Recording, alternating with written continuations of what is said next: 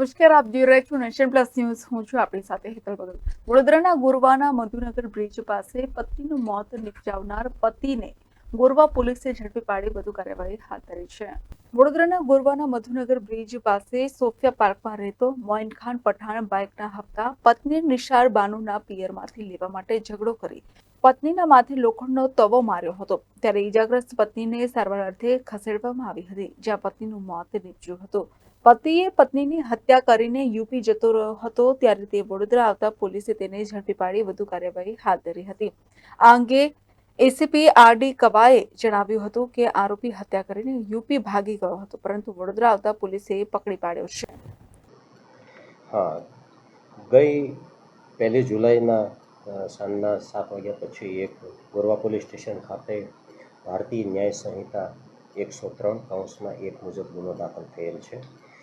સમગ્ર બનાવ જોતા મધુનગર બ્રિજ પાસે રહેતા ઇસરાઇલ અશરફ પઠાણના દીકરી નાસિર બાનુના મેરેજ મોઇન ખાન ભુરે ખાન પઠાણ સાથે કરેલા હતા. આ નાસિર બાનુ અને ભુરે ખાન વચ્ચે છેલ્લા ઘણા સમયથી અવારનવાર કોઈને કોઈ નાની નાની બાબતે ઝઘડો અને બોલાચાલી થતી હતી. જે અનુસંધાને તારીખ 27ના રોજ ઉગ્ર બોલાચાલી થતાં મોઇન ખાને આવેશમાં આવી જઈ અને નિશાર બાનુને માથામાં એક લોખંડનો તવો જે રસોઈ કરવાનો હોય છે એ મારી દીધેલો હતો.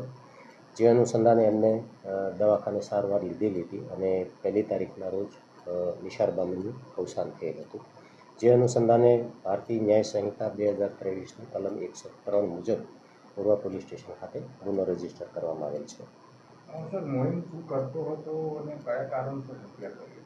મોઇન ખાન છૂટક મજૂરી જ કરતા હતા અને રિક્ષા ડ્રાઇવિંગ કરતા હતા.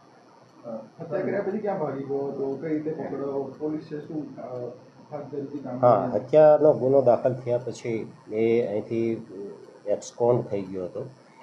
હમણાં રિસેન્ટલી 1 કલાક પહેલાં જ એમને એરેસ્ટ કરવામાં આવ્યો છે પોલીસ દ્વારા, એટલે પૂછપરછ ચાલુ છે. તપાસના કામે એ હકીકતો હજી આવવાની બાકી છે.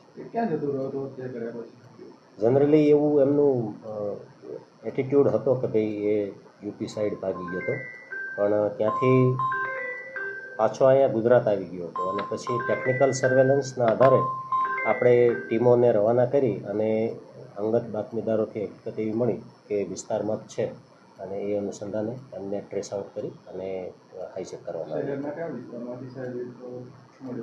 કરોડિયા કેનાલ પરથી મધુનગર આવવાનો જે રસ્તો છે ત્યાંથી. જે રીતના વાત એવી સામે બી આવી છે કે બાઇકના હપ્તા ભરવા માટે અને અન્ય પરિવારને પૈસા ચૂકવવા માટે વારંવાર પ્રેશર કરવામાં આવ્યું હતું, એ કારણોસર ઝઘડો થયો.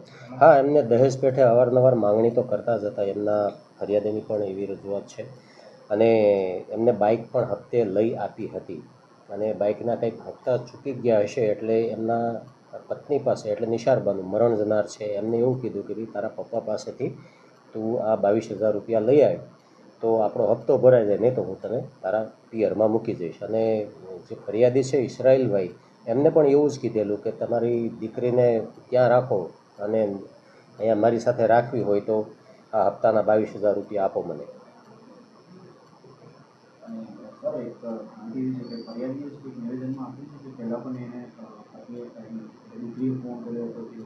હા, એવા અવારનવાર પ્રસંગો બન્યા છે કે દીકરીએ એમના પિયર રૂબરૂ જઈને પણ રજૂઆત કરી હતી કે મને ત્યાં સાસરીમાં પતિ તરફથી ત્રાસ છે, મારઝોડ કરે છે.